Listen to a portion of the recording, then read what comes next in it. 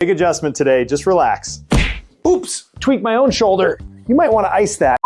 We all want to be really good at side posture adjustments, and what we don't want to do is destroy our shoulder and be that chiropractor that has a bad shoulder 5 years into practice. So Alan's going to set up not like he normally would, and we call this the chicken wing. If you have a chicken wing in your side posture adjustment, you are going to have a bad shoulder very fast. Instead, Alan's going to bring it into his body. So now, not about the strength of his arm and not about banging out his shoulder. Get rid of your chicken wing. Let go, maybe let go.